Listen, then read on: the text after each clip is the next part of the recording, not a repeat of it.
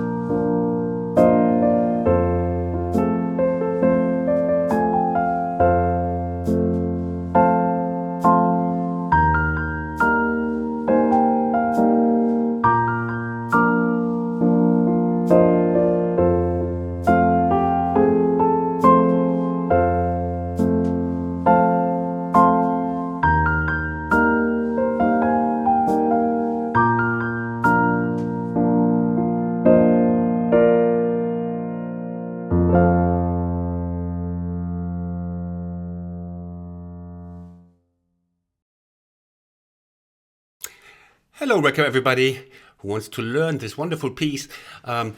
Before you learn it with the slow replay coming after this, I always do that, give you a slow replay. A couple of points that might help you learn this. By the way, if the slow replay is still too fast for you, don't forget you can slow down it even further in the YouTube video player with a little cogwheel, and you go to the settings, then you can slow it down even further. Now, the first verse is kept very intimate, but at the same time quite easy, good for us.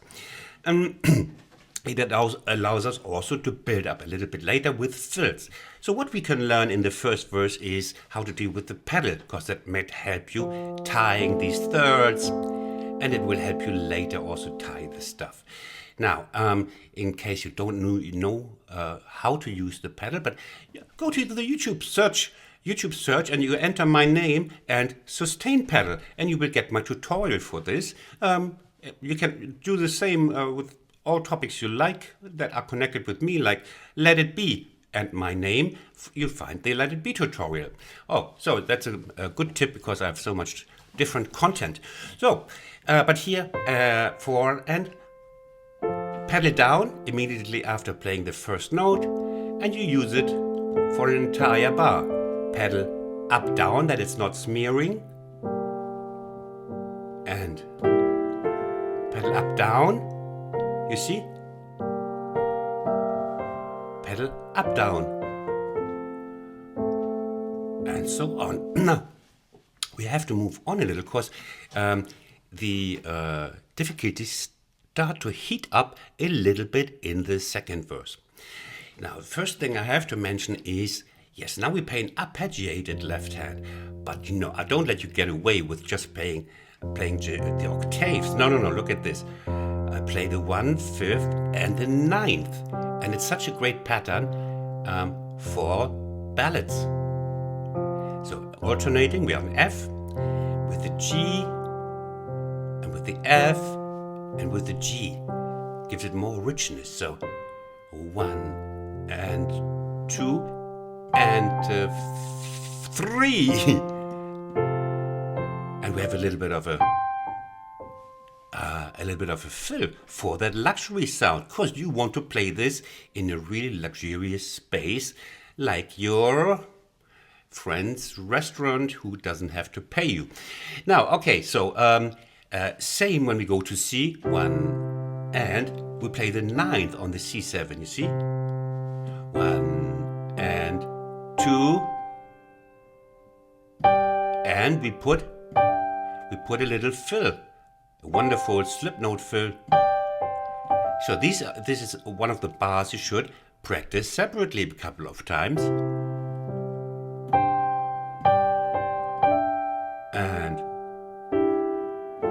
And here on the coming C7, C7 sus, look at the display, C9, yeah, it always puts the 9 in here because we are putting the 9 in here in the, you see, and this here, the pedal use is also really handy because this stretch might be quite a burden on your lovely wrists. 1 and 2 and 3. Now, and then we have these little run-ups to the B flat, our friend the B flat. And this also is tied with the pedal. 1 to, and here comes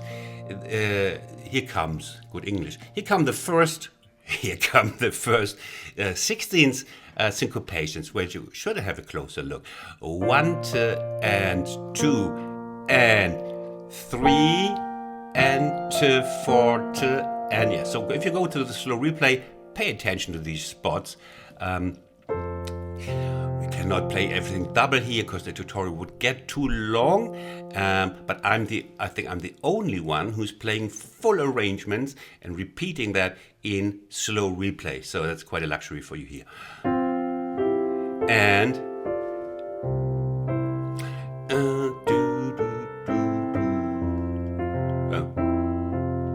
now we go leading up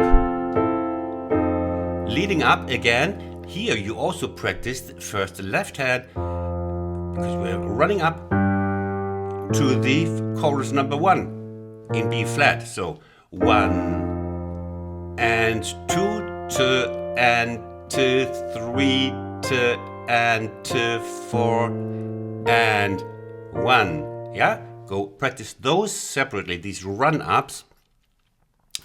And then we now call it chorus number 1, because I didn't know what to call there's another chorus like, so I just called it chorus and chorus. I think I called it chorus B. Okay, a little bit of my tea, which is giving me strength. Now, okay, then we have 1 and 2. And you see the left hand is your metronome in this case. You see, just going down. Yeah, and I told you about descending bass lines in ballads, right? And here we have a famous example. So 1 and here understanding the chords is half the rent, as we say in Germany here. It's D minor with A in the bass. Look at the display. It's not telling you rubbish for a change. So B, D minor, G minor. Now it's telling you rubbish because well, it can be interpreted in two ways. In a G minor with F in the bass or with B flat. Many chords can be interpreted in different ways. One. So all these things where you have the extra figures in the left hand, practice those separately. One. Here.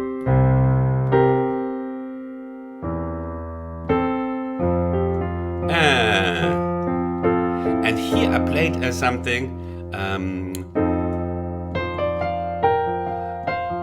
which Paul, my colleague Paul McCartney, sings already after the some repetition. I think this is the third chorus or something, and I found it so beautiful that I put it in this chorus because we just have one chorus here. 1/16 triplets, 16 syncopations, 1 and. I hope you like this, that I put this variation already here. Because I couldn't, do three choruses in this, would get far too long. So,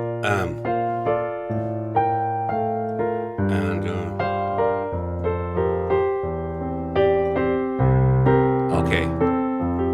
Now, here comes the spot, because we have a 2/4 moment here, and 4 and 1 and 2 and end of bar, 2/4 notes, and then goes straight to C, and now actually a third verse would come at this moment, and then would come this run that is coming now. So if you want to stay true to the original arrangement, I'm trying to talk slowly because my language can stumble so easily in this language. So my sentences can stumble, and so you would origin would be like do do do do do da da da da da da da da da do do do do do do do.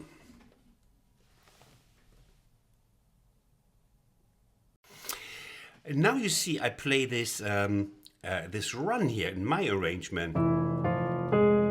But to be completely honest, which I am rarely, this would come in the original arrangement after you repeat another verse. I cannot do like all the verses from the original song. But originally, like you would now repeat maybe the second verse. Dun, dun.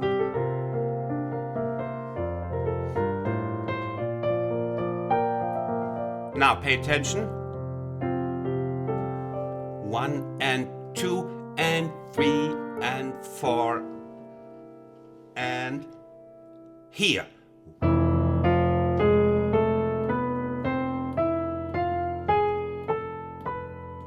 Yay! And then you would start. Yeah, but since I didn't have 3 verses or 4 verses, I put it just squeeze it in the middle. But if you want, you just repeat now a verse, and then as I showed you, you go from that verse directly into this run, and then directly into what I show you now, the last bit, which everybody loves and everybody likes to chant along. And now it pays off that you learn the sustain pedal, because now we're playing the bass chord pattern. Pedal down on max. So what you practice first is you play pedal down. You pray. Yeah, you pray also, but you play this pattern first because there's something coming in the right hand, and that is Also chord inversions. How lovely is that? You see, look at the right hand, it's F. Now we play the chord inversions. Yes, it's just F inversion. So we start here, and then, look, first inversion, second inversion. And that's what I did when I was 10 years old.